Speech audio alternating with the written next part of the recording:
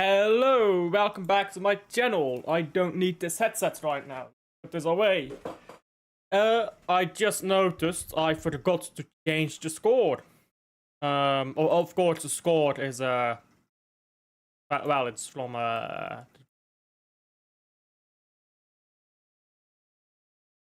that's from the Anfield game, of course. So I forgot to change that, my apologies. Anyhow, the game has already kicked off. I'm a bit late, my apologies. My apologies. Let me fix this timer and then we're off.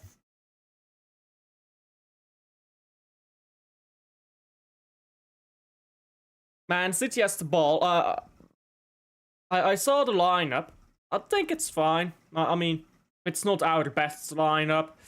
We don't need our. We probably don't need our best lineup right now. We've got more important games. No. Goal Union. Well, yeah. That's how that goes. Union Saint-Gilloise is currently playing in the cup against Charleroi. First leg finished 0-0, if I'm not mistaken. Let me check that. Just, yeah, 0-0 that first leg. But yeah, that's how it goes. Meanwhile, I saw the Man City lineup. I'll talk about that in a second. I did not see the Fulham lineup yet until now. So the Fulham lineup is Raul Jimenez up top, Chukwueze, Smith-Rowe, and Harry Wilson. Harry Wilson been a very good player this season. I mean, I've always rated him. I've said in the past that I do rate Harry Wilson quite a bit. I thought he was underrated. Now that he's getting the GA this season, people are starting to rate him, but I think he's always been a very solid player. Not a Man City player, that's not what I'm saying, but I think he's a very solid player. Berger, Iwobi, yeah, that's about the midfield I expect. Sejnon, Bassi, Anderson, Tete, it's the exact same back four that they always play. The right back is sometimes Castagna, sometimes Tete. I prefer Tete as a player. I think, I mean, Castagna is just a bozo, no offense to him. So, Oscar Bob is indeed on that bench. On the bench for Fulham is Oscar Bob, bro. Familiar faces, you know all that. Mechelen 2-0 over Antwerp yesterday. Rip Antwerp. Jack Grealish out for the rest of the season. Aye. I've not seen that yet. I didn't watch the Everton game. I didn't watch it.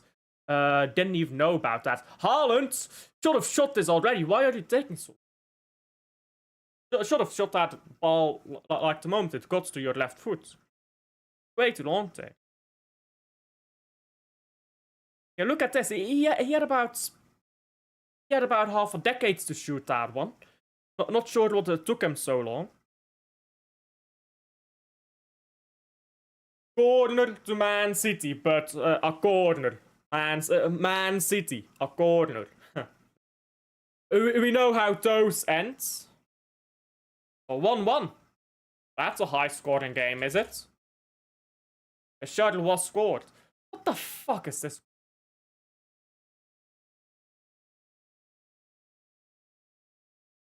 I don't know. I don't know. Interesting corner technique there.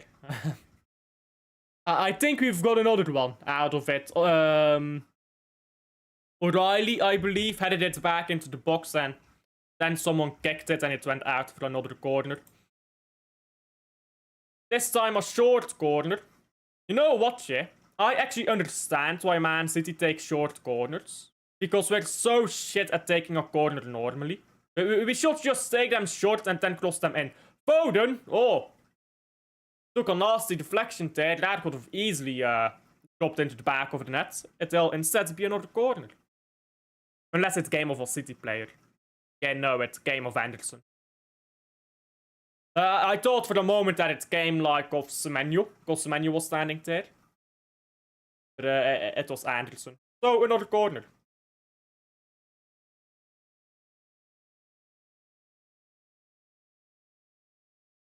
Let's see if we take this one properly.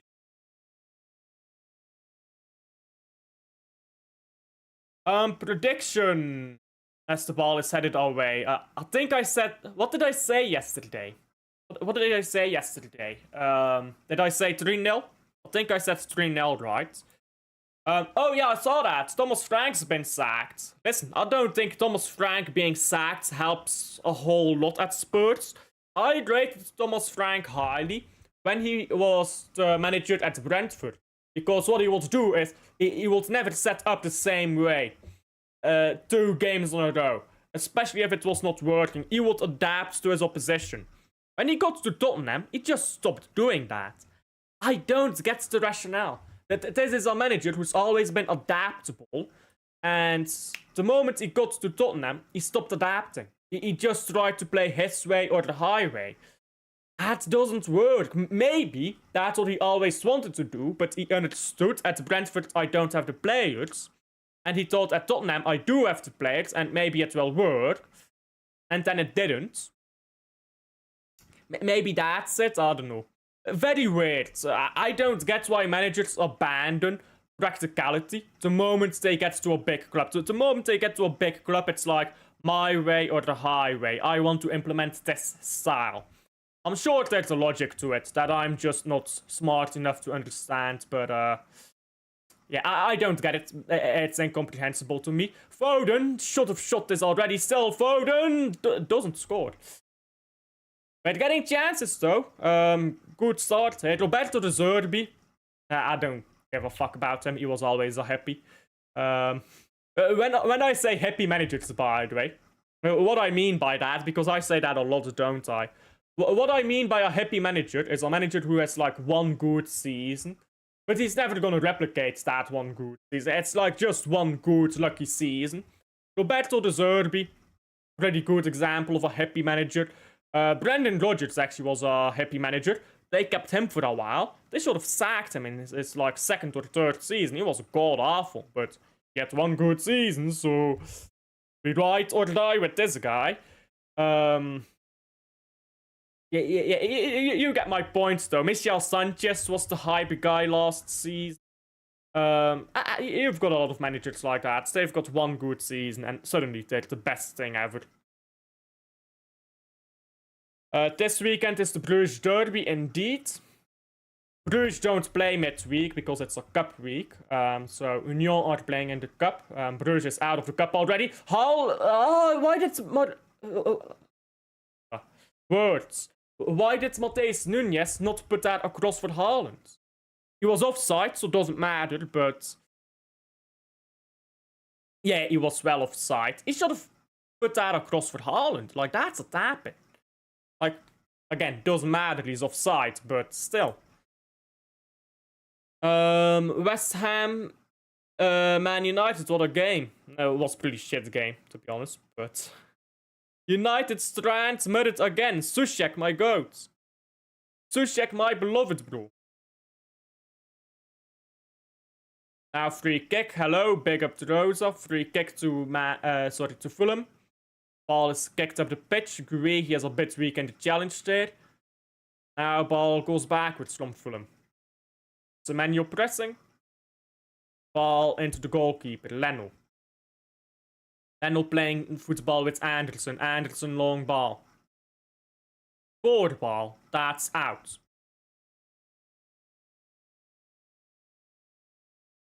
And City after a throw-in get the ball into Donnarumma. But by the way, apparently it's Donnarumma's fault that we are wasteful with chances. Apparently, somehow it's Donnarumma's fault that we keep losing the ball as well. What is this? Oh my god. I'm going to fix this focus thing today. It keeps happening. It keeps happening. And I don't know why. I'm gonna fix this today, bro. Focus. I'm gonna turn off autofocus. And I'm gonna manually set it until it looks right.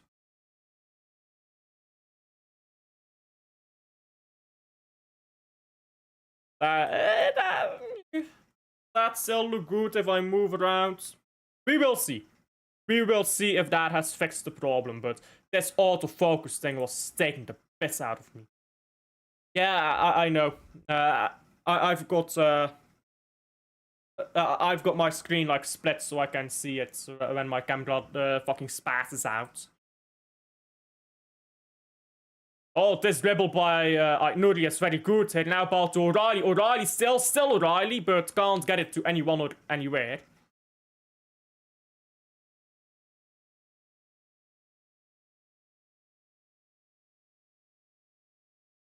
Oh, Man City has gotten the ball back here on a freebie from Fulham. Now O'Reilly has a go. For no fucking reason.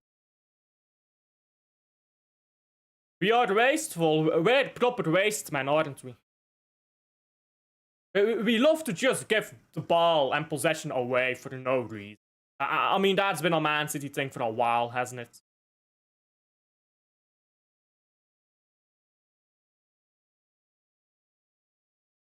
Long goal kick now from Fulham.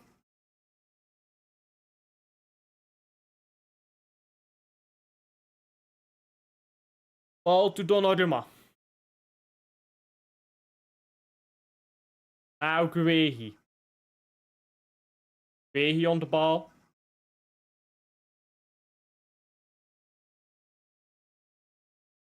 Rodri gives it to Semenyo again. Semenyo is going towards Ruben Diaz.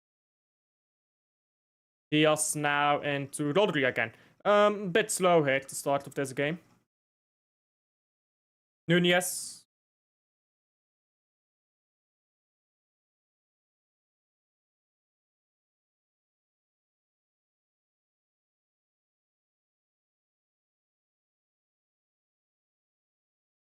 It's Nuri. Still it's Nuri and he's lost the ball. It's difficult when you're pinned to the touchline and you've not really got support. And you're playing very slow football, so... that's the issue. When you play with wingbacks, and your wingbacks hold to it, you usually do that so you can invert the forwards, which is what we do, and that's what I like. I like to see that. But it does mean that if you're pressed to the wing, you don't really have support, and that's where individual brilliance has to carry you. But, like, sometimes it doesn't. I think, though, if you are a team that firmly believes that they have the best players, you should create as many scenarios where individual brilliance does the work. Because that way, you just get better. You just have the better chance to win if you have the better players and you create those scenarios where it's one-on-one players. Let's see who's the better here. Especially with fullbacks and wingers, I think.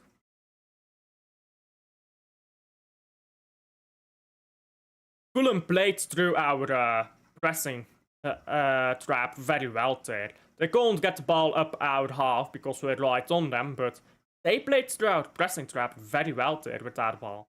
Might have been an accident, but got away with it. Good ball by Ruben Diaz, I say too soon. It's actually a pretty poor ball, and it's a goal kick to Fulham.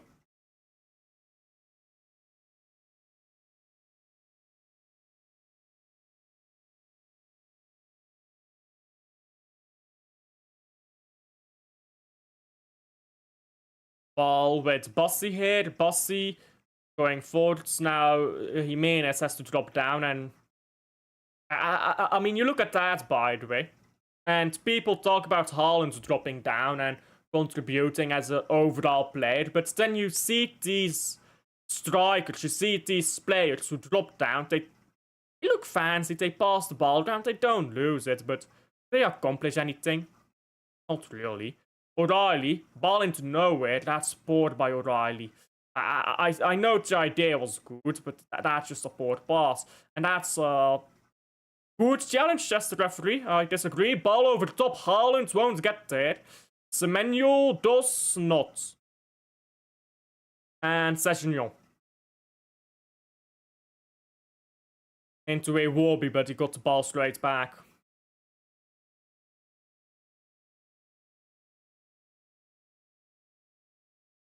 Rodri. O'Reilly can't get the ball. O'Reilly is kind of dropping a stinker so far, I can't lie.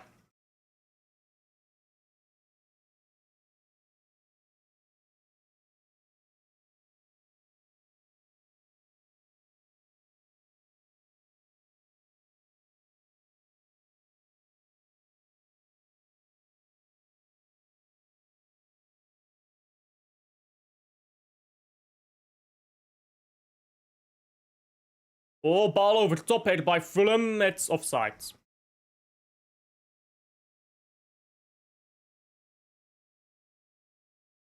No service for Haaland again.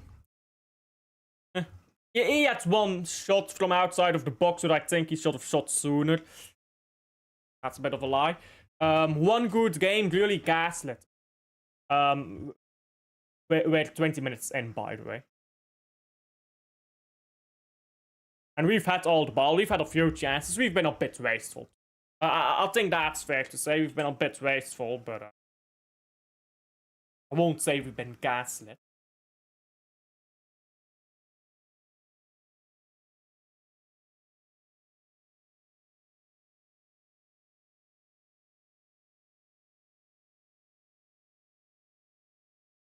Rodri.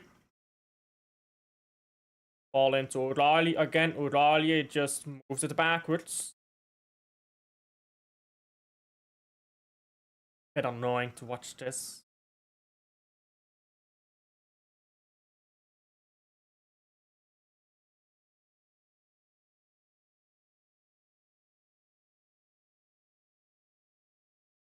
Diaz. Yeah, we're just passing the ball left, right now. It's... I mean, this is where the conflict of what Pep Guardiola wants and what Man City and what modern football allows comes into play. Because you see, when these teams just put a deep block up, we sometimes struggle, not always, but we sometimes just struggle to be direct, to have the confidence to be direct, because that's what we need, to be more direct. Like, that's the simple truth. But sometimes I feel like the players just don't have the confidence to make certain direct passes. O'Reilly, stop taking fucking shots, you dumb cunt. My god, you're annoying me. My god, fucking hell. How many fucking piss missiles has O'Reilly put into the fucking stratosphere already in the first 21 minutes? Like, bro, you're just wasting possession. I'm talking about being direct, not being stupid. Haaland picks up the ball now. And that is also stupid, what Haaland just did.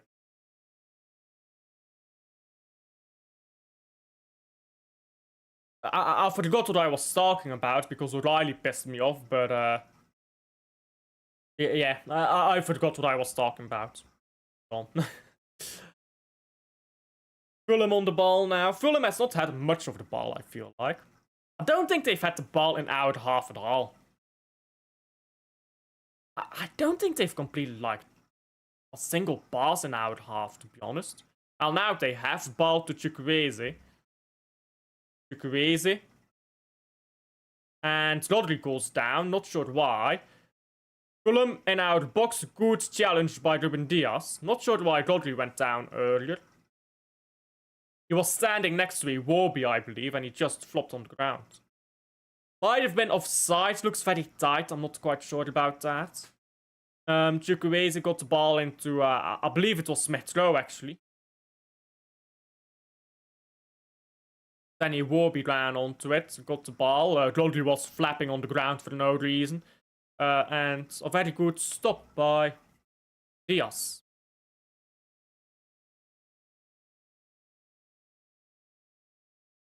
I didn't even realize there was a second player on that corner flag. Iwobi and Paddy Wilson were both standing on that corner flag. I didn't even realize it until Iwobi ran out of nowhere to kick it. What's the point of that, by the way? 2 plates on accordion flat. Like all this woke nonsense with these set pieces. Proper set pieces. I get it, experimentation. Like, sometimes just, like, this is Man City you're playing. Like, if I am the Fulham manager, this is not the game where I experiment with them, is it now? Oh, Semenyo! There we go! Hey! Big man Semenyo. Boss. Semenyo with the goal. 1-0. Arsenal. I'm sorry. The best team in the world gimmick was fun. It was funny. But, yeah, it has come to an end. All eras must come to an end. But the only difference is your eras end before they even win a trophy. So it's kind of sad, but you know, it is what it is. Big up Wim. There we go. Seaman. Yeah, you know. Seaman scored, bro. Big up to Seaman. I love Seaman. Boss. I mean, you know. There you go. 1-0. Good start, isn't it?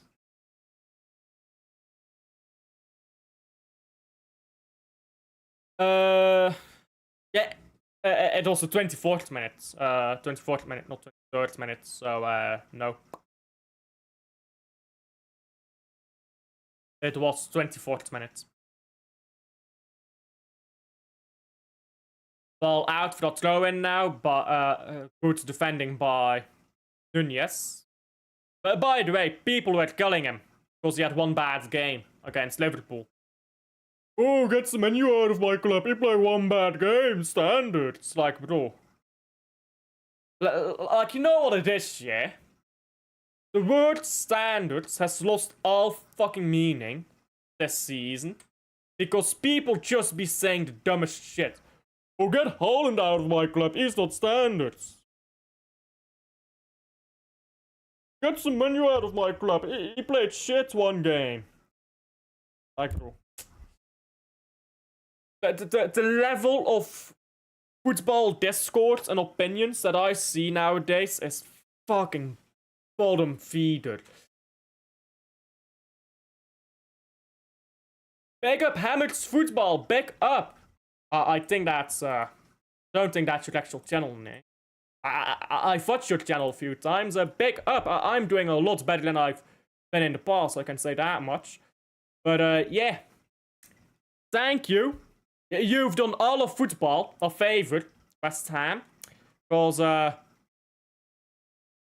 United had to be stopped. It had to be done. United had to be taken care of, and all of football thanks you greatly, especially the United Strand is very happy that he can continue milking his gimmick a little while longer. After the game against Zulte Waregem, me and my dad was at yeah, it will be late when you go to a game. Crystal Palace playing. Crystal Palace. Great to hear, isn't it? Palace against Burnley. I mean, yeah, Burnley. Yeah, I mean, you'll get home late when you go to events. That just happens. Ball with Nunez now. On to Silva. Silva with Foden. Can we just, like, cross it in first time? Was hoping for 3 points, but a draw is fair. You know what it is, yeah? The win... I mean, of course, I doubt a West Ham fan cares about that. But from my perspective, the fact that they got that equalizer gave the United fans hope that they would goal score or win it and get that 5 games in a row. And then they didn't. Which is almost even more beautiful. Nielsen Angulo is starting against Liverpool.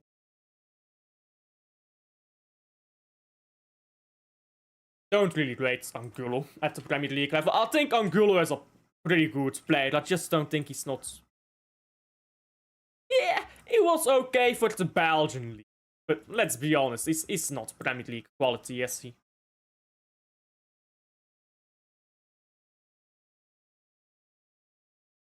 Like, I've seen enough Belgian league to know this guy. Good in the Belgian league, but I very strongly doubt he'll make it in the Prem.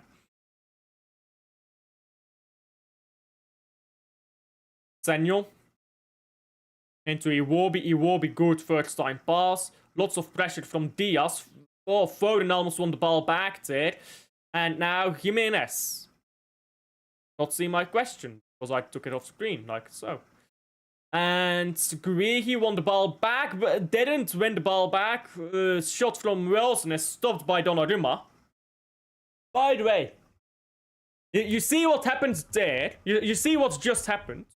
Man City lost the ball in the opposition half. Fulham countered, got a shot. There are honest to God people who blame that on the goalkeeper. Apparently, that does not happen if you have Ederson in net. Makes sense, yeah? Makes sense. Silva. Go ahead, Eagles is winning, or has won, lost 1-3 against SC Heerenveen. Haaland was just wiped out there. That's an awful challenge. Now, he scored. I thought he missed for a second. O'Reilly has got a good goal there. That's a good finish. And assist from Semenyo. But hey, he played one bad game against Liverpool. Get him out of my club. Get him out of my club, bro. He played one bad game against Liverpool. Awful player. Worst I've ever seen. 2-0. Thank you, Mr. Seaman. Yeah, Haaland was absolutely wiped out there. That should be a yellow card for, I think it was Berger. Who wiped him out. No, it was Anderson. Yeah, it should be a yellow card for Anderson. Good play. 2-0 up. 2-0 up. Now all we need is Haaland to stat pad, another 3 goals, get that hat-trick, and bookmark the game off. Take the big plates off at halftime. Like, I mean, Haaland. But if Gonzalez is fit enough to play, I'd like to see him play again. Because obviously there's like the question mark of how fit Gonzalez is and how fit Rodri is. So if possible, Gonzalez in for Rodri, gets Rodri a bit of rest, gets Gonzalez a bit of match fitness. First, get another goal or two. Because we've bottled 2-0 leads before this season. We've bottled quite a few leads, actually, in the past 18 months. A bit unfortunate, but oh well. You win some, you lose some.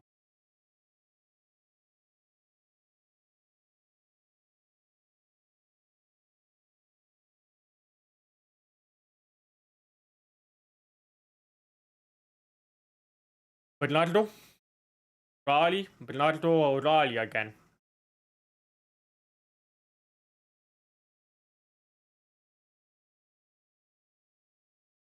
Just give the ball to Rodri, I say, as they pass the ball to Rodri, and he just passes it backwards. Now Rodri comes to collect the ball, and he goes sideways this time. This is some good play. Foden cannot get the ball into Haaland. Foden never seems to put enough power on team. Like, they always come behind Haaland. He needs to pass these balls through properly.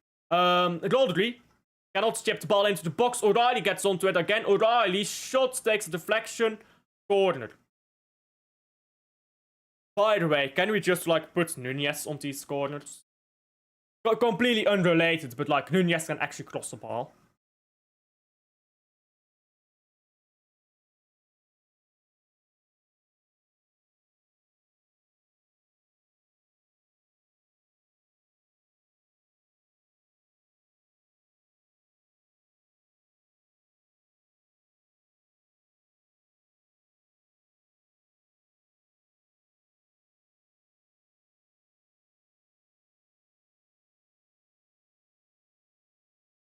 Another okay corner. This was an okay corner from Man City, but okay corners are about the best we get.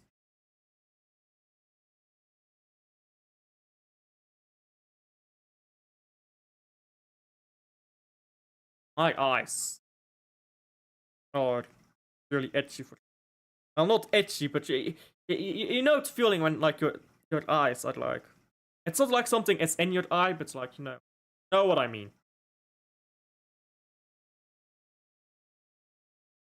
Diaz now.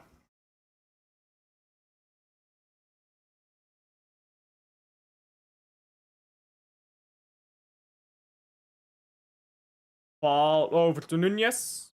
Nunez back heels the ball, but Bernardo isn't there.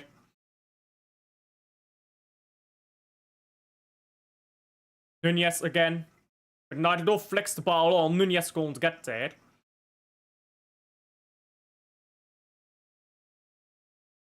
Ball shot into the face of Nuri. Came back to Man City, but again we just waste possession. Been very wasteful with.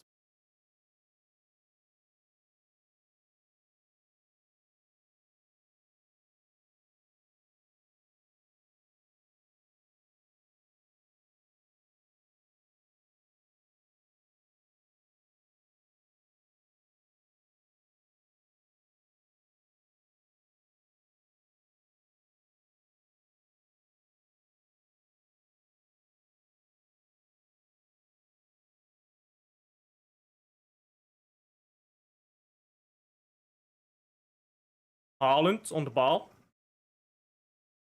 Foden now. Foden. Ball comes to Guehi. It's Nuri. Not been a very good game, if I'm gonna be honest. It's been a bit of a stale game. It had an explosive start, but for the rest, the game's been a bit stale. But other than that, I mean, it's been a good result and it's just been calm.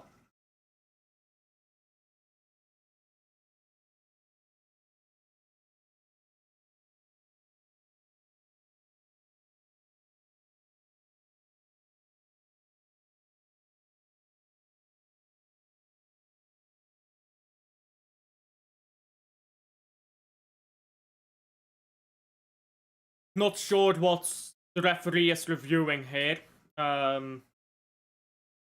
Play has been stopped. I don't get why.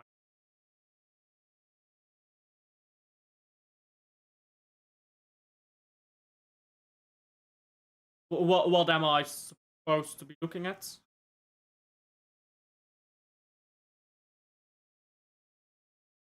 I have no idea what that VAR footage is supposed to.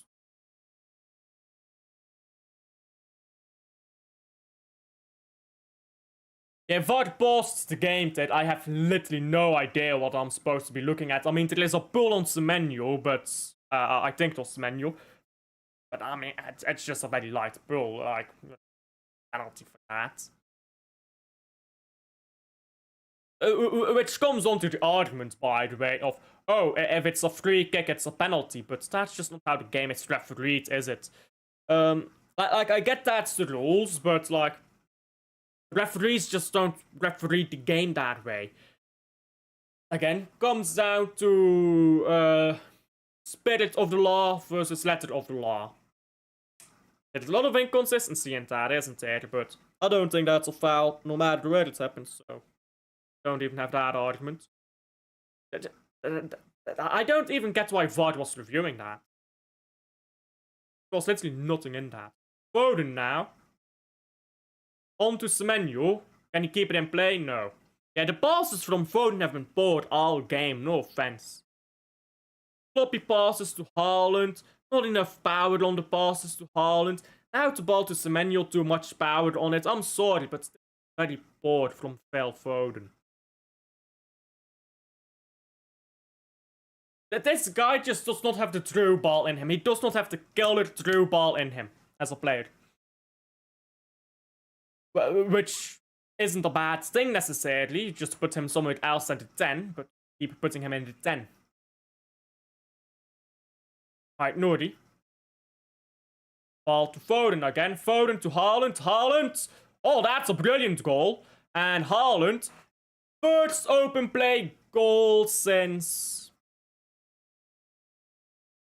Wait, since when? I'm not sure, but Erling Haaland scored 3-0. That's outside of the box, by the way, I think. Might have been just in the box. Do we even have a set piece coach? Those are complaints, just as Erling Haaland scored.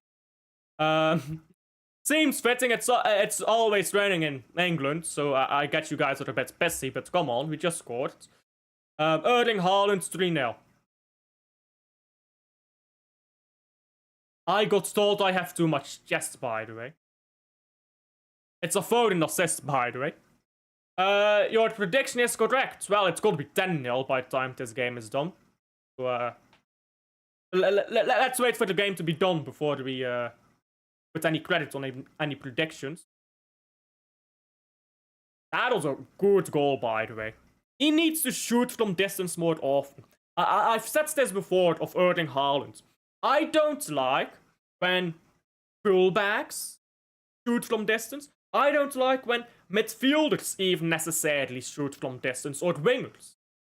But Erling Haaland, Phil Foden, Rodri, these three players always have permission for me to shoot from distance. You know, certain players just have to... Like, certain players, you just want them to shoot more from distance, to use that great distance shots they've got on them. My prediction was 3-0 against Standard Liège.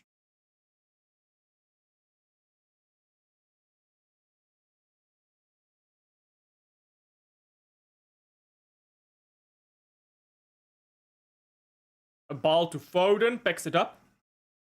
Now Guehi. Rodri again.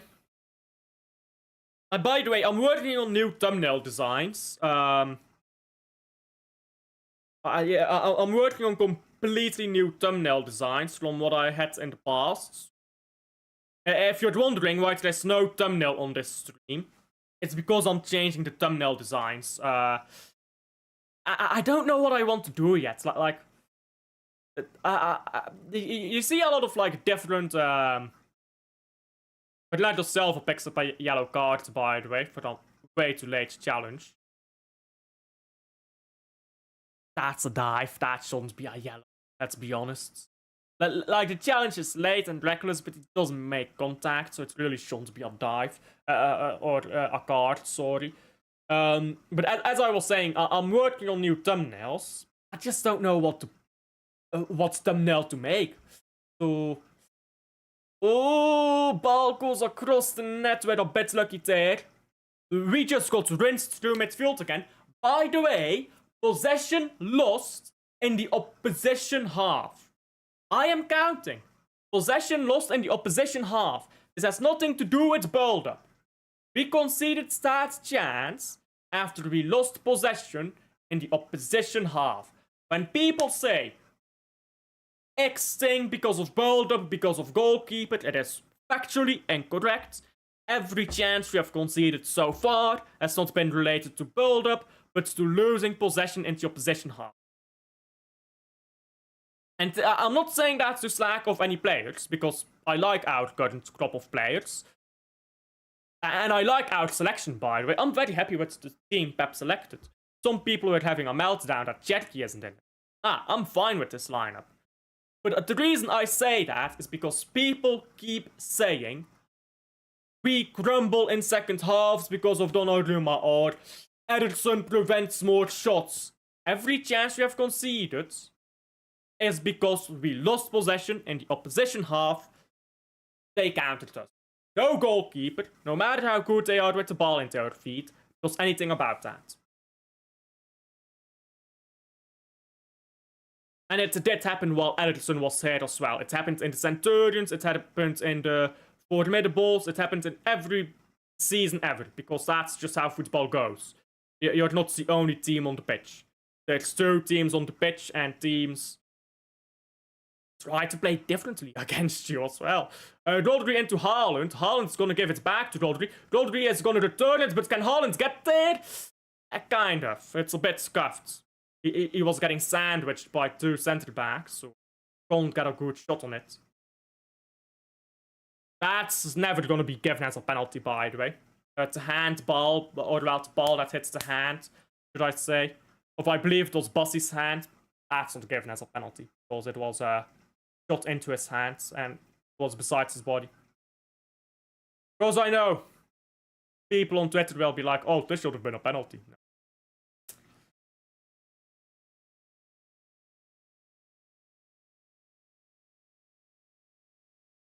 Good defending Matheus Nunes again, winning the ball back there. Can't find anyone though, which is like, that's the next step up. When people say that Matheus Nunes is one of the best defending right backs in the world, I tend to disagree. Not because I don't think he's good, I think he's very good. But like the next step up from being really good to being one of the best is every time you win the ball back, or most of the times you win the ball back, being able to find a teammate with your clearance. And that's what separates the really good from the, I guess, world class, for me. So Kyle Walker, for example, he will have that recovery pace, he will win the ball, and he will not lose it again. He will not just clear it. I did forget to change the scoreboard, my opinion. My apologies, so. I'm getting my words mixed because it's been a while since I've streamed. That's my excuse. That's my excuse, guys. But as I was saying, they're showing this replay again. I don't get what happened wrong here. Like, yeah, he got dragged, but he was also dragging that guy. Why is this even reviewed? Like, this is such a non-moment. Nothing happened. Like, nothing happened. I have seen that replay 5 times now. I still don't get why that replay is being shown. Literally nothing happened. Like, it's such a dumb thing to just keep replaying. Like, I know this game is boring, but it's not that boring. Actual things have happened in it. Go review the handball. Go explain why it's not a handball. Because if you don't, some Twitter dumbass will say, oh, but this should have been a pen.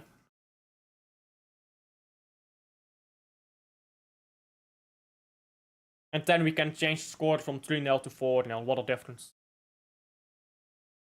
Life-changing, isn't it? Hey, Chukwueze. Chukwueze charity has given Man City the ball back. Fun fact, by the way. Opta, a journal from Opta, has shown since 2022 they've conducted this same journal research every single season. Every single season it's the same result. Premier League teams in the second half of the game press 15 to 20% more than in the first half. Just bringing that up. Because, like, you know why I'm bringing it up. I don't need to explain why. Is that halftime? Okay, that is halftime. There you go. You know what I'm gonna do here? I'm going to go eat something at halftime, and then I will be back. I should be back before it's before the second half starts. So I'm gonna go eat something while it's halftime.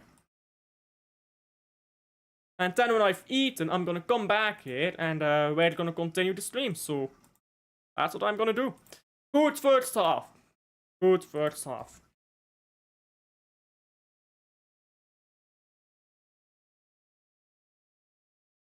There you go.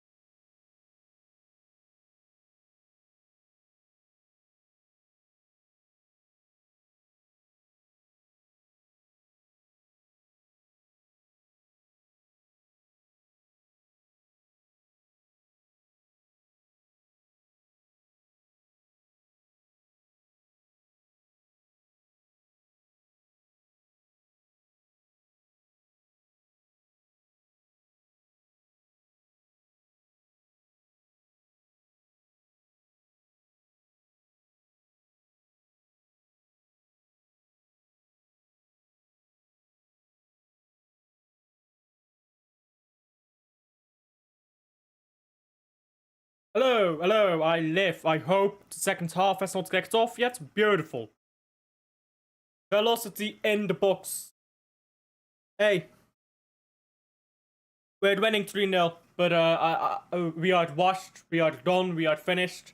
All that stuff.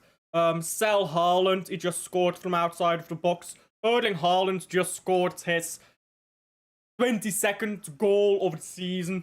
Sell him. Sell him. Washed, brother. Washed guy. This guy has only scored 22 goals in a Premier League season. So shit, bro. Sell all the team. Semenyo played poorly against Liverpool. Deport him to Kazakhstan. Or to London. I guess you can deport him to London, can't you? That's a shithole anyways. Bournemouth isn't even from London, so that doesn't make much sense. But you know. Deport him to Arsenal. Put him in the Asna.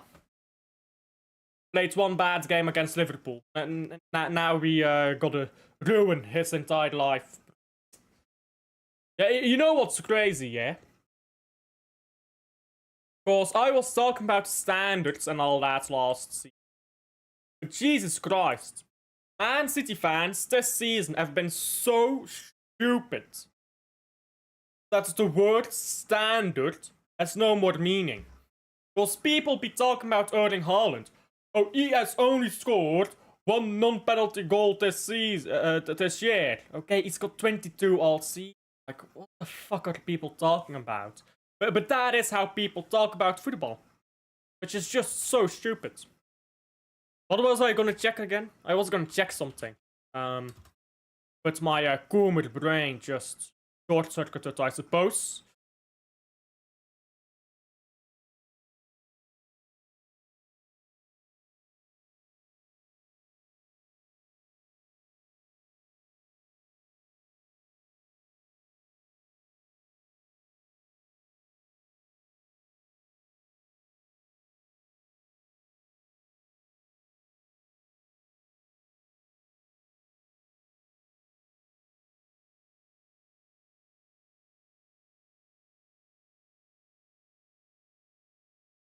By the way, I'm just looking through some statistics right now.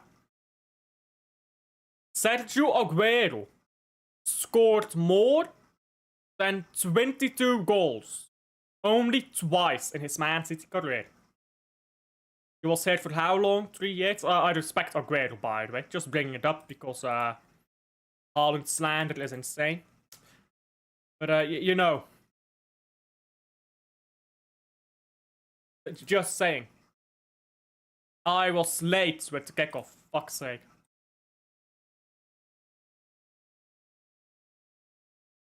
One second.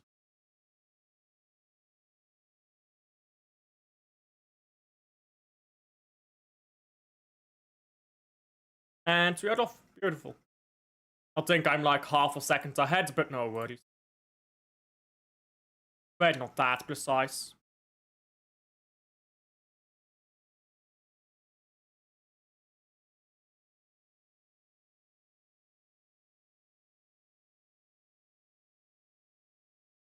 Good ball into the box by O'Reilly. Did Haaland come off the pitch? I think Haaland was substituted off. Or I'm blind. Either way as possible.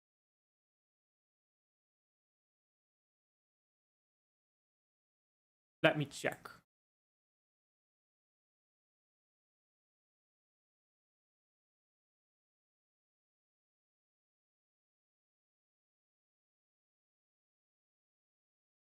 Yeah, Haaland was taken off. Okay. So Erling Haaland scored a banger. Set his ass on the bench. One half of football, one half of rest. So he can bang a hat-trick against Newcastle. Beautiful. We will be dead. We'll be dead.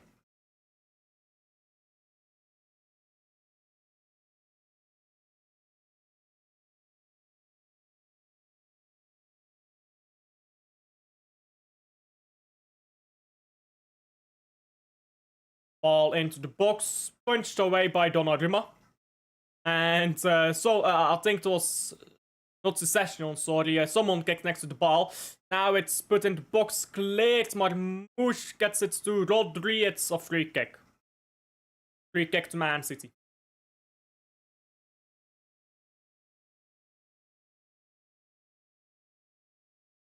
Rodri. Into Diaz. Now Silva and Riley again. Rodri. Sorry, that was not O'Reilly. That was Silva. I'm not sure how I mistook O'Reilly and Silva. Silva is a midget. O'Reilly is a giant. Silva is white. Technically, Iberian. O'Reilly not. So Silva has normal hair. O'Reilly does not. Right, Snorri. Marmouche into Guehi.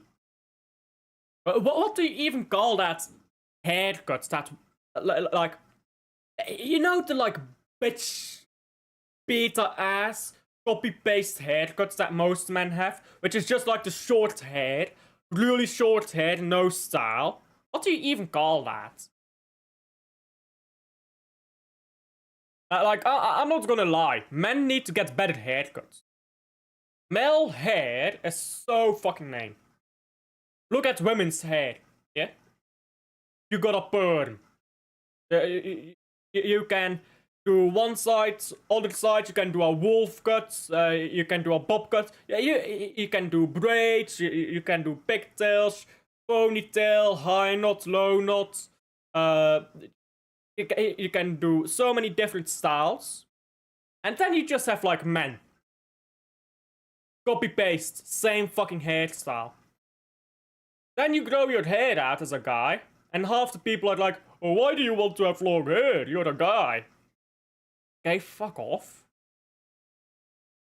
Just cause you've got no style. Bring back the 70s, man. I miss 70s rock head. Radioheads, I suppose you call them. Radiohead was a band.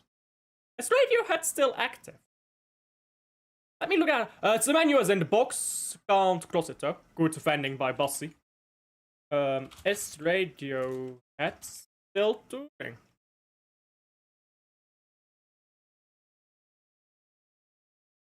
Radiohead is still active. But it only formed in 1985? For some reason I thought Radiohead is way older. I thought that Radiohead was like 1970s. Apparently they're only late 80s. What do you know? Now ball with the goalkeeper. Fuck, I forgot his name. Leno. Leno is a criminally underrated goalkeeper, by the way. So many people just sleep on Leno. And I'm not just saying that because he plays good against Man City. Just watch Bernd Leno. Any game, not just Man City. This guy is a proper good goalkeeper. And then people say, oh, you think he's world class. That's not what I'm saying, but... like, this is what the thing people do, I feel like. They have this, like, classification in their head of world class, mid, and garbage. And so many people just put Bernd Leno in that mid category. Oh, he's a mid goalkeeper. I think he's a very good goalkeeper. I don't think he's world class because there's actually more than 3 categories of being good. But I think he's just... I think he's been one of Fulham's best players over the years. I really do.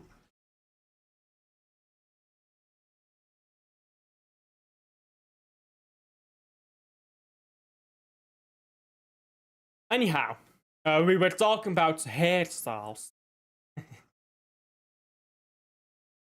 We were talking about hairstyles before this.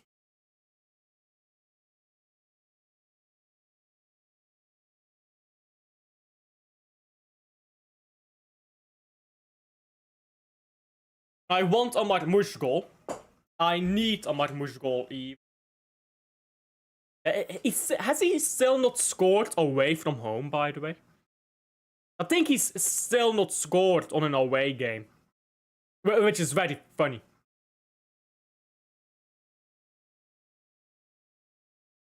Goals galore at the Etihad. Well, galore was a bit of an overstatement, but very good scorer at the Etihad. Then you take him on the road and he's like, nah, fuck this, man, I ain't scoring. You think he knows about that statistic? You think Marmoush knows about statistic?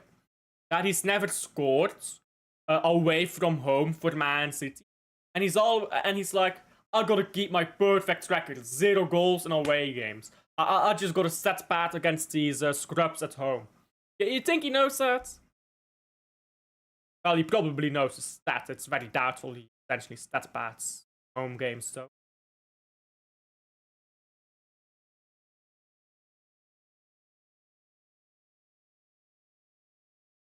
Silva picks up the ball. Good. That's really good defending by Silva. Now, Semenyo is dragged to the ground. The referee sees no problem with it. What are you talking about? I'm actually not. I'm talking about loads. I just waffle, don't I? To be fair, isn't that what YouTube streaming is? Like, what YouTube streamer doesn't waffle? Let's make this an existential threat question. Ball cleared away by Man City. Rodri into O'Reilly. O'Reilly, can you hold on to the ball, please?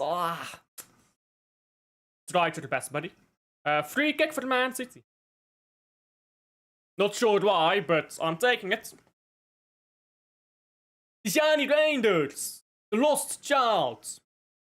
By the way, just to have another argument here, because people say, oh, Tijani Reinders, he's not been good enough for Man City, but I utterly disagree with that. I think he's been very solid for us. I think he's had some poor games, but overall, Tijani Reinders, when we first signed Tijani Reinders, he did not say, I want to play like Rodri. He did not say, I want to play like Gundogan. He did not say, I want to play like Bernardo Silva. When Tijani Reinders arrived at Manchester, he said, I want to play like Kevin De Bruyne. So, this guy, he's been playing deeper out of necessity. But his natural position is higher up the pitch, in my opinion. And I don't see a problem with that, because people are like, that area is too crowded, but I disagree. You are gonna put either Foden or Cherki in that area. And even then, I think Foden is brilliant in the deeper areas. Look at the ball Foden just played while we are talking about this. Well, look at that ball from Phil Foden as we're talking about this exact subject. Just the pinging balls from deep. This guy is awful at through balls. Like through balls high up the pitch, doesn't do it very well. But then you put him a bit deeper here. Look at the long balls it just pings across. It's brilliant stuff. So I think you can perfectly play Tijani and Foden together in a midfield. But Tijani has to get more physical. Foden has to get more physical, if we're being honest. Foden has to be a bit more of a Bernardo Silva type. When pressing and stuff like that. Which I think he can get to. I see no reason why he couldn't be. But the point is, there's enough space in this team for Tijani Reinders to play as a 10. And then you have Cherki on the right wing, or you have Cherki in the 10, and Marmoush left wing, right wing. Midfield doesn't really matter. He's always going to do the same function. He's going to ghost around Haaland, and he's going to try to pick up everything behind Haaland, and he's going to play as the backup and rotational option for Haaland as well. So he's always going to get minutes. So I think when people criticize or say Reinders hasn't been good enough, I think they just completely missed the point. Because you know what it is, yeah? People think of Tijani Reinders as the Gundogan replacement. That's the problem. He's not the Gundogan replacement. Football fans need to stop thinking in terms of player replacement. Because, I mean, the Gundogan replacement was Kovacic. Like, straight up, Kovacic was the Gundogan replacement. We need not a Gundogan replacement, we have a Gundogan replacement. Kovacic. Now we need a Kovacic replacement because he's injured all season and he's leaving at the end of the season, I imagine. Gianni Reinders was not brought in to be the Gundogan replacement. He just wasn't. And when Gundogan came back, he was not brought in to be his own replacement. Gundogan came back to be... Foden has a shot from distance, it's been caught. He was brought back just to add depth and to be the versatile midfielder. Which I mean, Kovacic was the Gundogan replacement, though. It's not like Gundogan came in to replace anyone. Gundogan came to add a body when we didn't have that. We already lacked a body, so we weren't talking about replacing, we were talking about adding to. So if you want to talk in terms of Gundogan replacement, that's what Nico Gonzalez and what that's what Nico Gonzalez and Kovacic are. Now Kovacic is gonna leave. You replace Kovacic with Anderson, Wharton, Baliba, whatever midfielder you like, Tielemans, whatever midfielder fits your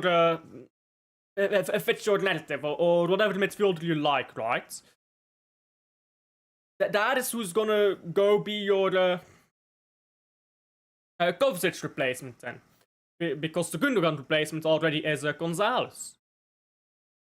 And then when you're talking about Rangers, you're no longer thinking of him as the Gundogan replacement, the Kovacic replacement, the Rodri replacement, or any of that. You are now thinking of Rangers in the way that you should think about him, which is, in my opinion, to say as the... Did I say Kovacic? I meant Rangers, of course. Which is to say, he's the new 10. He's not a De Bruyne replacement, because you can't replace De Bruyne. But that's the position he's gonna be playing. And again, he said that. The day he arrived at the club, he said that. But again, people think too much in terms of a simple replacement.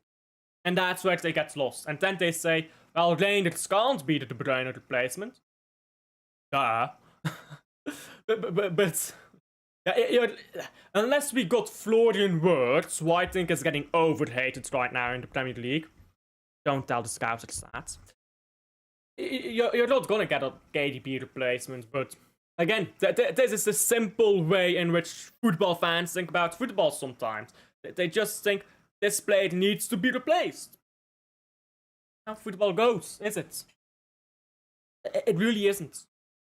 You don't really replace players with like-for-like players who do the same thing, because, let's be honest, who's the Aguero replacement? Still not bought one. We've never bought an Aguero replacement. You can argue Alvarez, maybe, I disagree, but you could argue Alvarez. Alvarez is gone, so who's the Aguero replacement? We still don't have an Aguero replacement. But do we need one?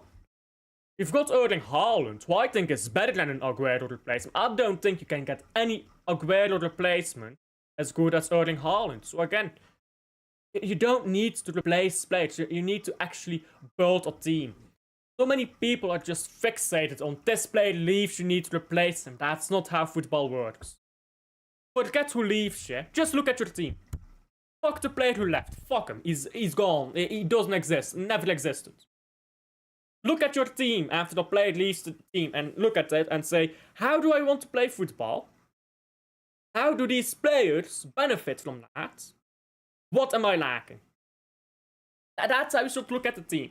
Forget about the profile that just left. Look at the profile you need. Because they're not always the same. Sometimes they'll be the same. If you have a 6 who leaves, and you look at your team after the 6 leaves, and you say, I kind of need a physical, tall player to hold down my midfield, and that just happens to be the same profile as the 6 you had before that, well, then it's going to overlap, and then it looks like a replacement, but that's not how football works. Not in my opinion, should I say. I need to clarify everything with not in my opinion nowadays, because arrogant. I think I know ball. Probably know ball better than half the Twitter.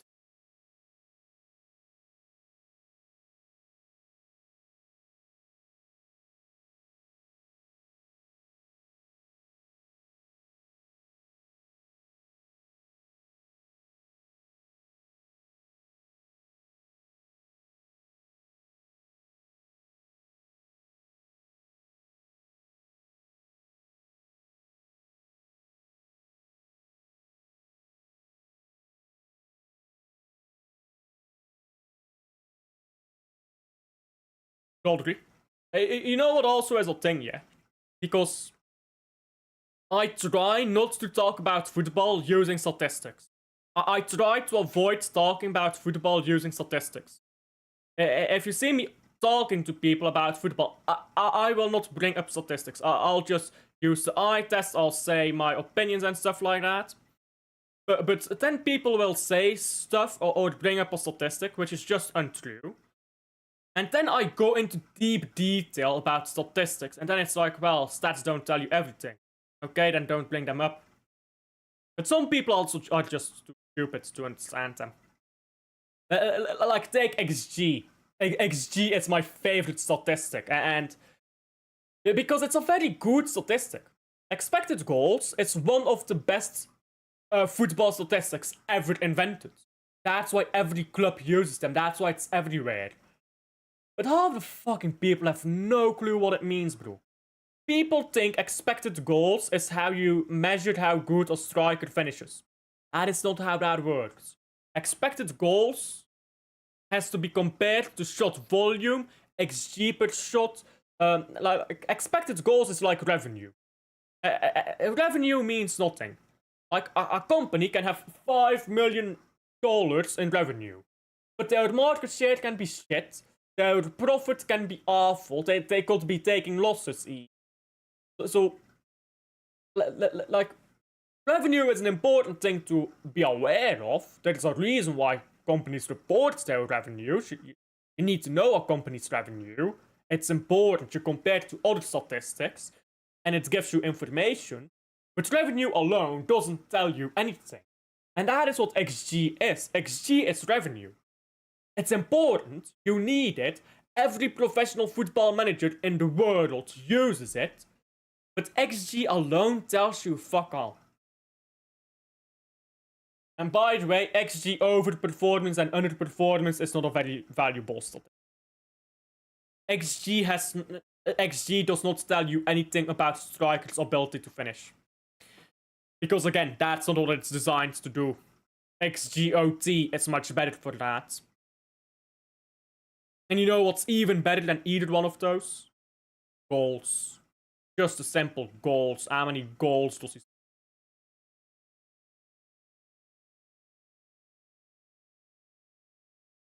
Foden, I believe, picks up a yellow card. And the Senyon has stayed there. Sorry, Basti has stayed down. Oh, that's a poor challenge. Ay, ay, ay. Oh, studs right on the ankle. Ugh. Yeah, that one's gonna hurt.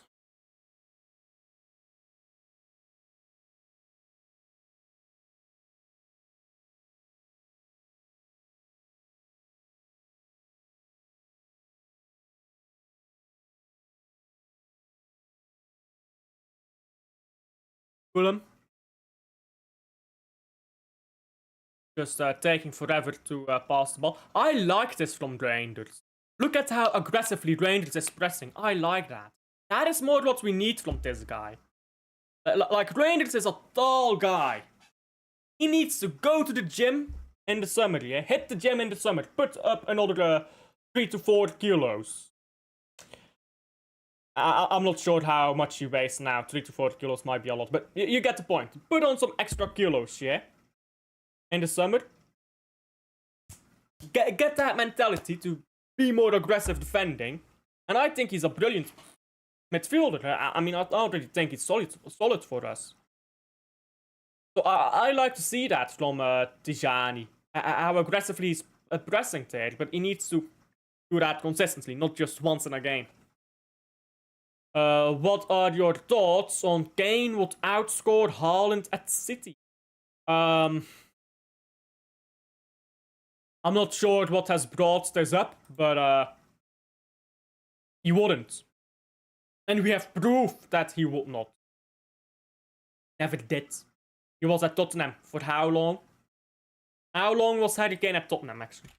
Was it 15-16? That was his first season. I think it was 15-16. 14-15. It was the Leicester season, right? That it was his first full season at Tottenham. I might be going crazy. But Yeah, he never did. He never did. If you look at his numbers in the Premier League from Harry Kane, just not as good as Haaland. It's that simple sometimes. It's just not as good. It's 14-15. So in 14-15, Harry Kane scored 21 goals. In 15-16, he scored 25 goals. In his injury season in 18-19, he scored 17. 19-20, he scored 18. 20-21, 23 goals. 21-22, 17 goals. Harry Kane has only 3 seasons in the Premier League. 3 seasons in the Premier League. 1, 2, 3. 29 goals, 30 goals, 30 goals, respectively. Where he has outscored Erling Haaland's second season at Man City. Erling Haaland's third season, of course, containing a major injury, so we don't really count that. Not at the same level. It does count, but not at the same level. Injury plays a big part in that. And then you look at the at this season, which is definitely gonna go above 27 goals. It's already on 22. Harry Kane, 30 goals, 30 goals, 29 goals. By the way, in those seasons, 4 assists, 3 assists, well, that's 7. 3 assists, 4 assists, and 7 assists. So, if you're talking about assist-wise, that's also worse than Erling Haaland. Erling Haaland this season is at 6. Yeah, 6. So that's better than the 3. Erling Haaland in the 4 beat was, I believe, at 3 or 4. So that's equal to the 3. Then you take the 6 from this season above the 4. You take the 8 from the treble season. That's above the 16-17 numbers. So you compare these seasons. And Harry Kane has never done the numbers Erling Haaland did in the Premier League. And Erling Haaland's been here for not even 4 seasons. And the only season where Erling Haaland's numbers are worse is his injury season. So Harry Kane just never puts up these numbers. He's never got 36 goals. And it's very lazy to say, put him in a better team and he's going to score more, because that's not how football works. It's very rare. I don't say it doesn't happen. It does happen.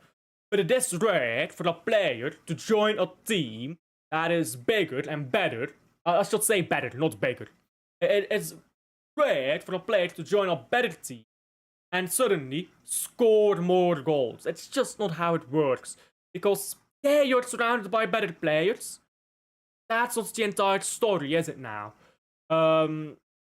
You play more against the deep blocks. Tottenham was a very counter-attacking football team. How's that worked out for Alexander Isak? How has he fared with the transition from playing against high lines to deep blocks? Not very well. Hasn't fared very well against that. So when you go to these better sides, you face more deep blocks, deeper deep blocks, more stubborn deep blocks, and more resistant structure. You always play against the best 11 possible too, because these teams, they have their best 11 out. They want to beat the better teams. There's a pride there as well. So there are opportunities to score more goals simply because you play with better players. But there are also other circumstances that make you less likely to score, and it evens out. If Harry Kane was at Man City for his for the entire tenure that Harry Kane was at Tottenham, put that at Man City, he might get 3-4 goals extra a season. He might get an assist or 2 extra a season. That's not Erling Haaland numbers. Like, still, that is not Erling Haaland numbers. Because, yeah, you get these advantages, but you get these disadvantages too, and they weigh you down. They do.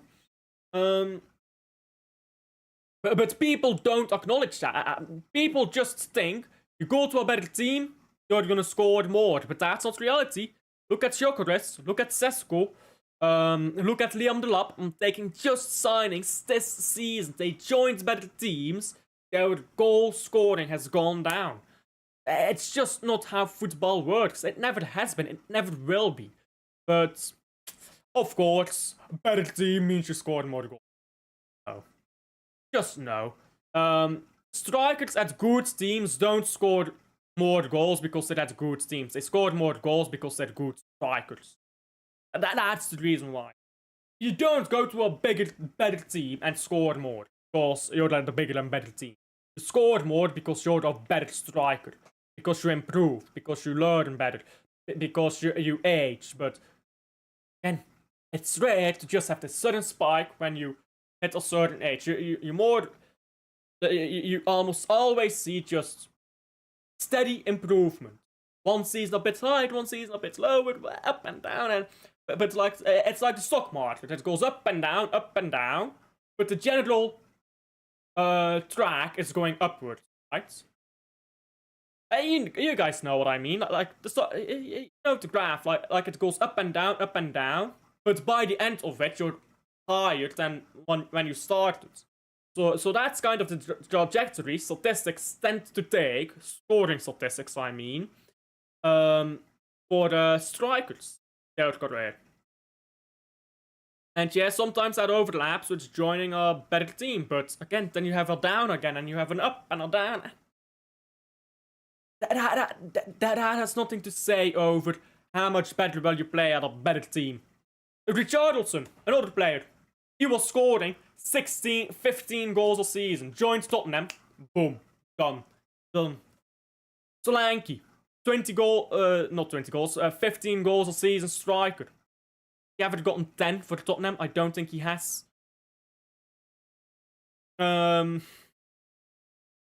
What's his name? Wissa. How many goals did Wissa score? I think he scored 19 goals. 19 goals, Wissa. What's he done after that when he joined a new team? Not 19 goals, is it? Because, shocker, joining a better team doesn't mean scoring more goals. That is just not how football works. Has he even scored for the Newcastle? I'm not sure. I know he scored in the Carabao Cup, but I don't think he scored in the Premier League E. Again. And that's all strikers that have signed for the new teams this season, other than Richarlison and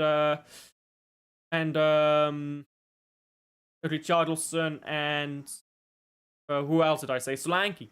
But if you want Tottenham, Colin Muani. His goal output went down after joining Tottenham. Once again, all strikers that have joined this season, they're the new, bigger, better club. Their output did not increase, it went down. Because joining better teams doesn't give you automatic increase in goals. It gives you an opportunity to score more, it also puts you more at a disadvantage.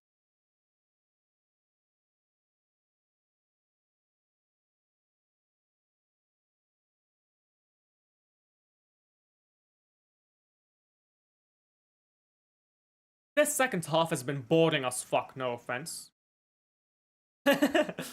Who's this taking the piss? Is this Shetki? I love that. That was like nutty. I absolutely love that. He was just taking the piss there with Oscar the Bob.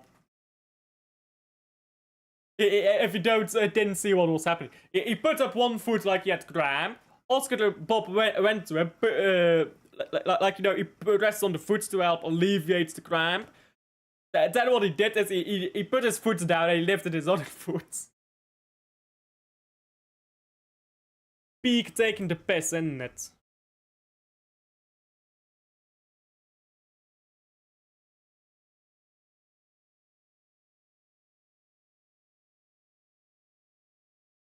That's just peak football. I mean, that's what it is.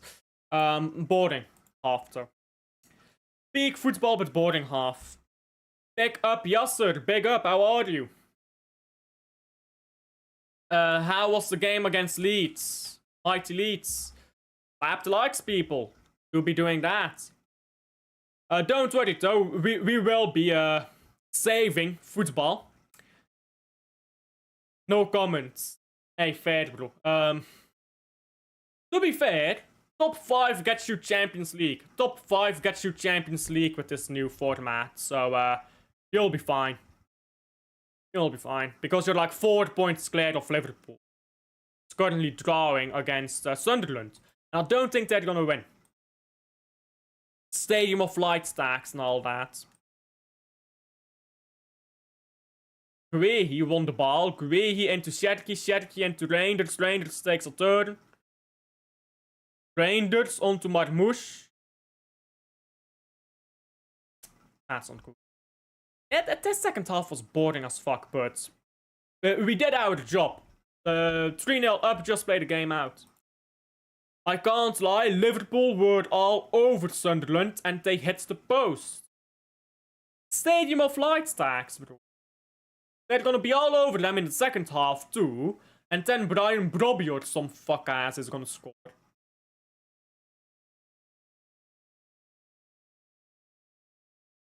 By the way, on what I was talking about earlier, Brian Brobby, he went to a bigger, better team, tougher league, and he started scoring more. Because, which is the opposite of what these other strikers I was talking about did. Because not every striker is the same.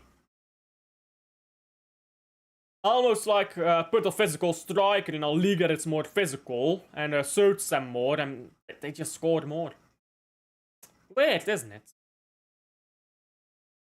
Our players just play better when they're in a system that suits them better, rather than just looking at the actual player quality alone. It's like science.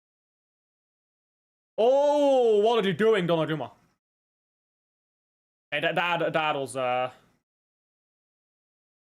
this guy is balding, bro. That's the problem. Can't have this balding ass goalkeeper. I gotta just shave it off, man. Give up. You can't grow hair like I can.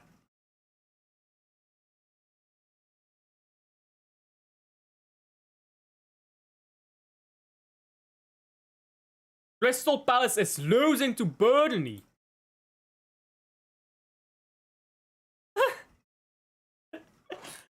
They went from 2-0 up. They went 2-0 up in the 39th minute. The first half ended 2-3. Absolute bottle chopper, bro. Wow. That's fucking hilarious. That's fucking hilarious, bro.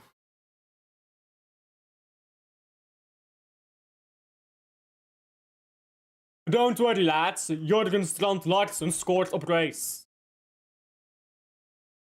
We snatched their change so hard, bro. We took their Eze gone, Olise gone, Matetas.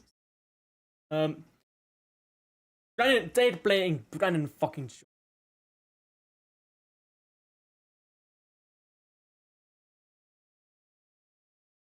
Brennan Johnson. Bro. Hey. Tough times, you know. But yeah, that's another team torn to bits.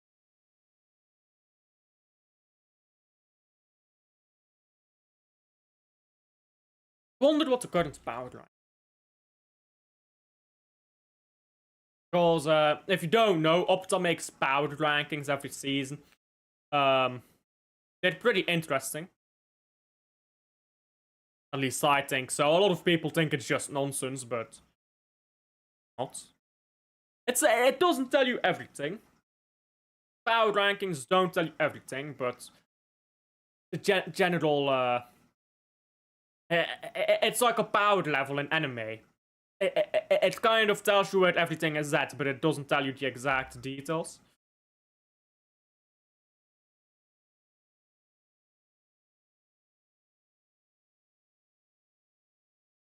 Yellow card coming up. I'm not sure for who. I just noticed that Nico Gonzalez is on the pitch. When the fuck did he come on? Marmouche on the floor. He was floored by a late challenge by Oscar Bob. What is Bob's problem, bro? Oscar Bob is mad that he got benched for the Marmouche and that he got sold for the Marmouche, bro. Oscar Bob thought I'm having the Man City dream. Then he got cucked, bro. He got cucked by Marmouche, by Semenyo. And he was like, nah, fuck this shit. I hate this guy now. I'm gonna break his bones.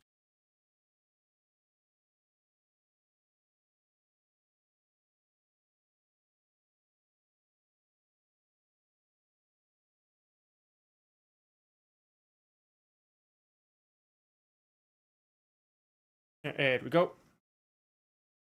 Ball into the box by Fulham. It's out for a goal kick. I love that Donnarumma is just always the hype man, bro. Donnarumma is always the hype man. You know what's interesting? Right now, Man City is above Bayern München in the Opta power rankings. I'm sure I agree with that. Of course, again, I said it. Power rankings don't tell the full story. I don't agree. I don't think I agree with that.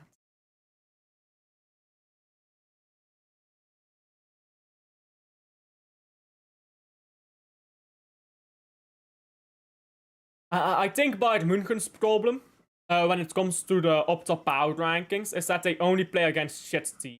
So they don't get as much credit for winning their games.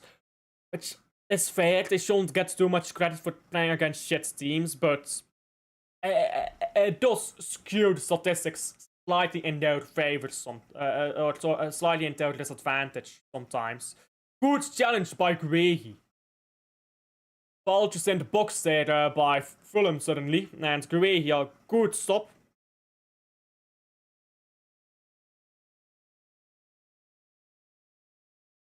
This guy is so mega, man.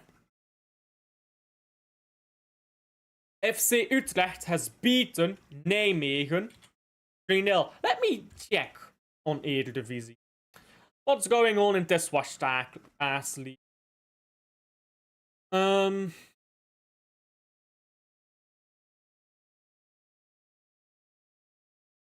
Ball for Ryan Cherky.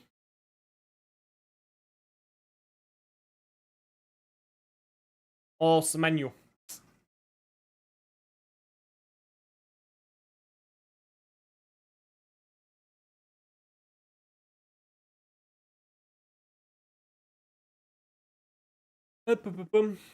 Yeah, PSV is way fucking ahead.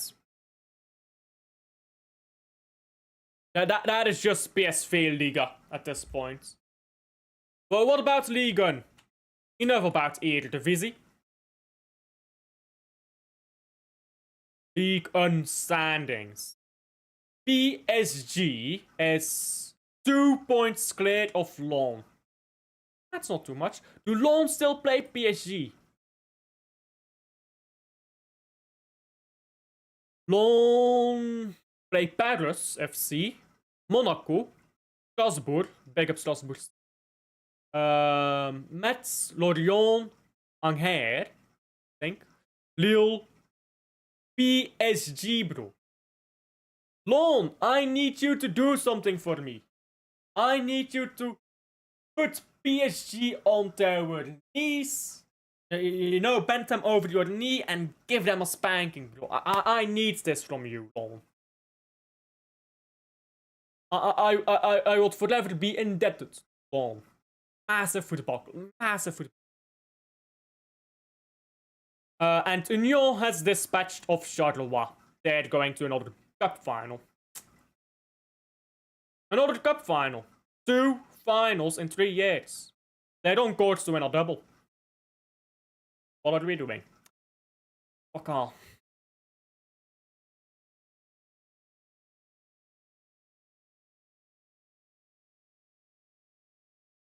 What's the time in that game? 84th minute. Gui, he clears the ball. It's out for not throwing. Fenerbahce gonna be champion. Are they? Are they top of the league? No, 30 seconds. They're 3 points behind. They ain't winning shit. Galatasaray is gonna do their usual 5 games in a row, or 15 games in a row, should I say. And they're gonna win the title.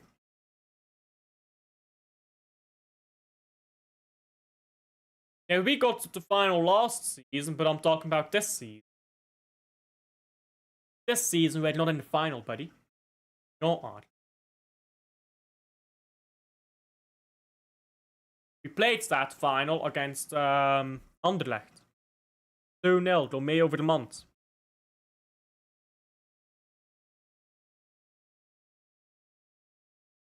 Noah Long. Yeah. He got bent off by Conte. Washed manager. Oscar Bob is so desperate to make something come off against Man City. Buddy, you are not him. We bench you off for that reason. You ain't proving shit. Look at that. He lost the ball again. I mean, Conte. Come on, that's true. Kevin. You're not Kevin De Bruyne, buddy. Don't bother trying those shots. You're shit.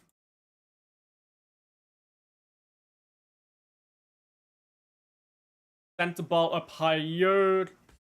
How does that song go? I think it's higher.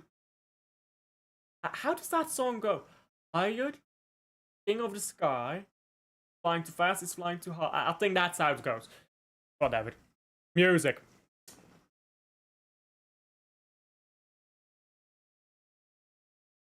Bayern München is playing apparently. Didn't know that. Against Leipzig. Harry Kane scored another penalty. Fucking hell, how many penalties does this twat get, bro? Fucking hell.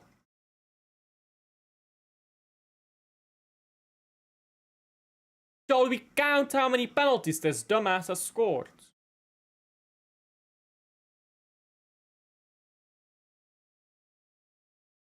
I'm going through every single Harry Kane goal right now.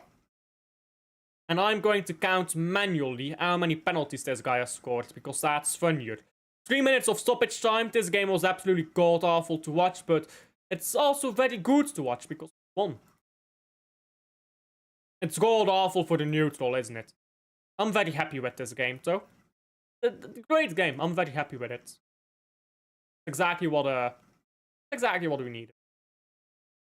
Yeah, Leipzig played today, which is another penalty. Marmouche doesn't get onto the ball. He actually played the ball through there. I think Marmouche didn't realize how little time he had. My apologies. Anyhow, yeah, it looks like Aston Villa is winning. Meme scored for Aston Villa. Mings, Tyrone Mings, bro. He's one of the dumbest defenders in the world, isn't he?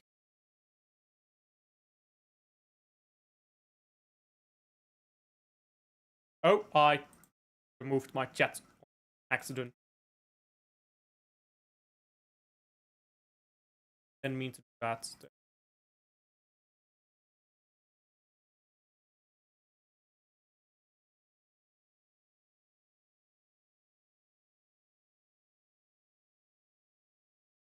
So we are currently counting Harry Kane's penalty goals.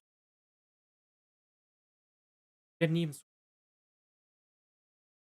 He didn't even score in this game. Why did I open this?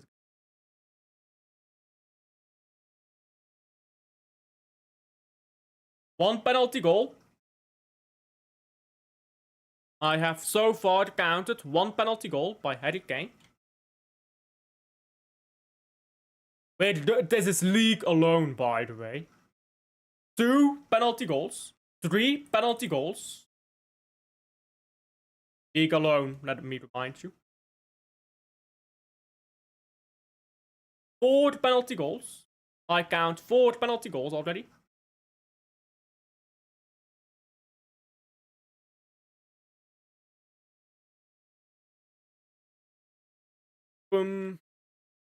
Good shot there by... I'm not sure who it was, but tipped over the body by Donnarumma. Like king, man, like king, bro. Pick up Vasco. I ain't gonna lie, this second half was better today. But these second halves are worrying me for the long run. They can't seem to solve it completely. It is what it is. I'm not too worried.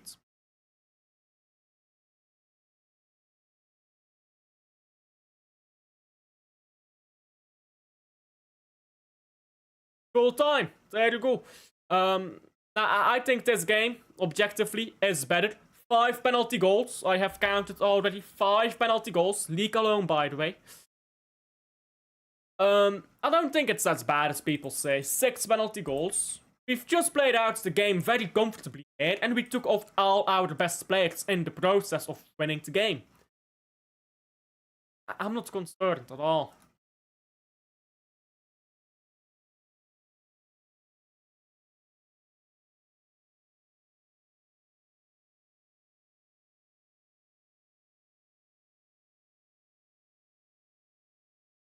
We are currently on 6 penalty goals, let me remind you.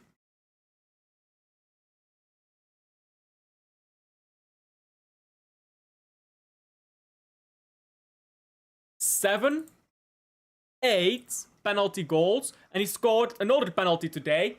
9 penalty goals. This motherfucker has scored 9 penalty goals in a single league season, and the league is not done yet. Most penalty goals in a Bundesliga.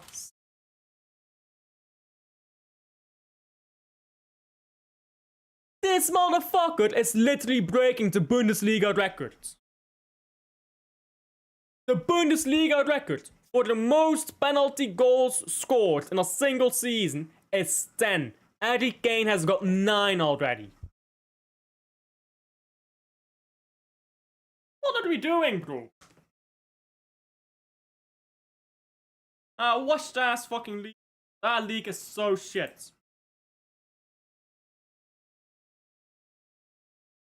If someone else than Nicholas Jackson took the penalties, he would literally have 9 goals less.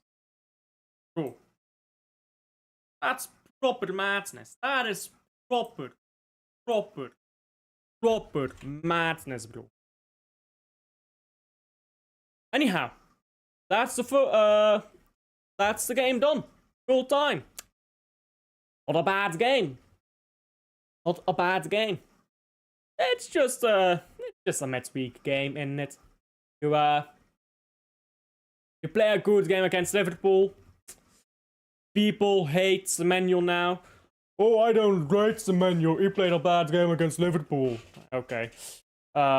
Yeah, I don't rate Lionel Messi. He played one bad game once against Arsenal. I don't rate him. Football fans. So, yeah. Semenyo scored the opener. Big up to him. Big up to man of seaman. The rest is clockwork. Listen, you just need to make clockwork of these games sometimes. It doesn't have to be exciting all the time. Man of the match, I don't know. I think it was a bit of an average game, to be honest. Maybe Semenyo. He got a goal and assist, to be fair to him, but... And he did a lot of pressing work, so maybe Semenyo. This is not really the man of the match type of game. This is more of the you played the game out properly, you've got a good game under your belt type of game, rather than the this is the man of the match type of stuff. This is just a collective performance. Now Salford City in the FA Cup. Yeah, I think Donnarumma played fine.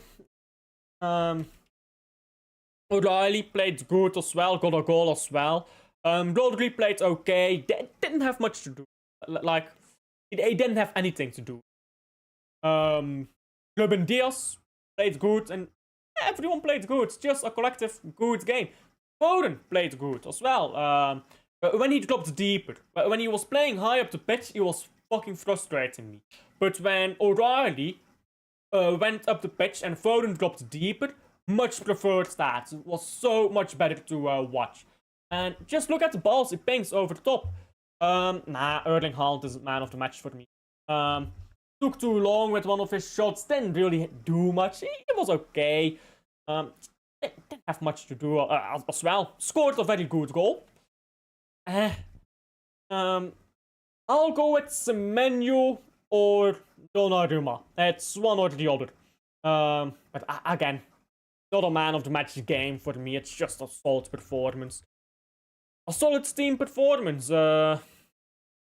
It's Nuri, by the way. Like Nuri and Guehi, those two are mega players. People said Nuri can't defend. Well, you're stupid if you think that. No offense. If you think Nuri cannot defend. Okay. But yeah. Good win. We are only 3 points behind Arsenal. We're only 3 points behind. We could be 9 points behind by next weekend. Not this weekend, but by next weekend. But as it stands, we are only 3 points behind. You know what that means? If Arsenal drop points tomorrow, they play tomorrow, right? If Arsenal drop points tomorrow, we're in. And we're in, bro. It's the history of the Arsenal. The history of the Spurs is to be shit all season and then beat Man City.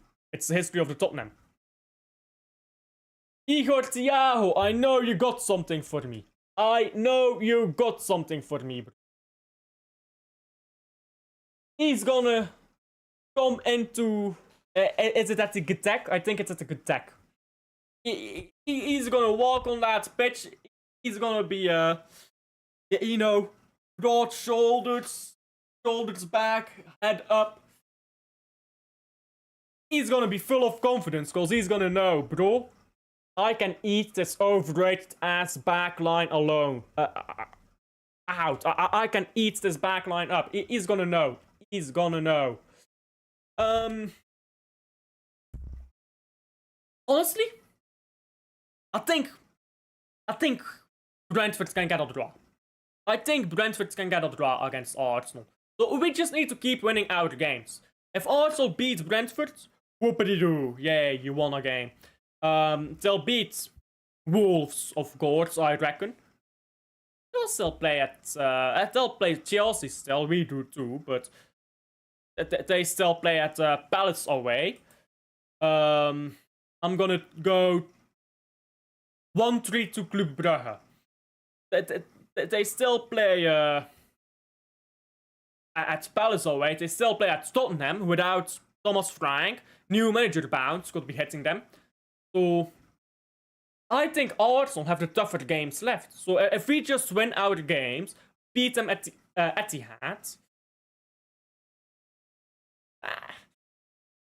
I don't think we need to win every game to win the league title. I think we need 10 wins, including beating Arsenal, of the games that we have left. So we have 13 games left. So 2 draws and a loss. I think if we get 2 draws and a loss, and we beat Arsenal at the Etihad, and we win all our other games, I think we probably still win the league title, to be honest. Because I do think Arsenal will be dropping more points than that. Of course, they lose to us. They're already dropping 3 points. I think they can. I think Arsenal will get 3 draws at some point somewhere. When is next stream? Good question. I'm gonna be figuring that out tomorrow. I'm going day by day right now. You know how to say. You know how to say, like, game by game. It's a title race. You go game by game. Right now, I go day by day. I'm not too worried about the future. It's fucked anyhow.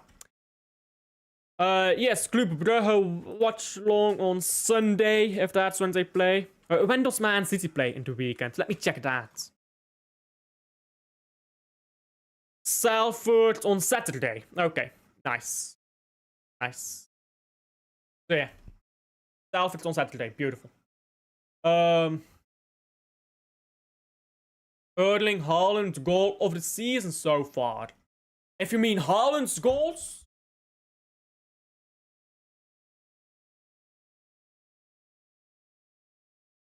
I don't know. He's not scored a lot of impressive goals this season, has he? It's been impressive that he's scored the goals, of course, but it's not like he's scored a lot of super goals. I think the goal against Wolves on the first day was a really good goal because that was just the run he made. Brilliant positional play there. Scored a few good headers. He's got a few good finishes. I think, yeah, probably Haaland's best goal this season so far. Today. Yeah, I'm trying to think. Yeah, it probably is. So far, it's probably his best goal this season. But I know Erling Haaland can do better for me. He's gonna score a bicycle kick against Arsenal. We will be there. Will be beautiful. Anyhow. I'll leave it there. I'm not gonna waffle too much longer because there's not a lot to waffle about, really. I'm just happy with the result. It's just a comfortable midweek game, as I've said before, and you keep doing this. Listen, you keep doing this, yeah? Week in, week out. Oh, what's the Sunderland game at, by the way? It's still 0-0 there. Yeah, you keep doing this week in, week out. You're gonna improve as a team. Like, just the mental factor is gonna improve you as a team, because people say, oh, second half, because Vasco said it earlier, right? Big up Vasco. Second half worries me. Well, you keep winning these games, keep getting that confidence up, you keep getting that know-how, you're gonna improve as a team. Winning games makes you a better team. Like it's a positive feedback loop. You win games 3-0, comfy, easy. That's positive. That gives you a positive energy to go into the next game. Fucking hell, mate. Fuck you, Liverpool. That is scuffed. Rigged. Cheaters. We know what you are. Dirty cheating bastards, we know what you are. But winning games makes you a better team. I'm not just saying you are a better team because you win games. I'm like saying winning games increases your confidence, which makes you a better team. In a kind of roundabout way. And maybe I'm looking too much into it. Maybe I'm waffling. I might just be waffling. I don't know. Maybe I'm a genius, maybe I'm a waffler. You guys tell me, but I'll leave it there. I'm happy with the result. Champions of Belgium, you'll never sing that. Yeah, I don't think Man City will ever sing Champions of Belgium. Yeah. I don't think Man City will ever be singing that, but yeah. Alfred, guys. Alfred, I'm redirecting you guys. I don't know to who. I think to Biden. You. I'll see you guys next one. Bye.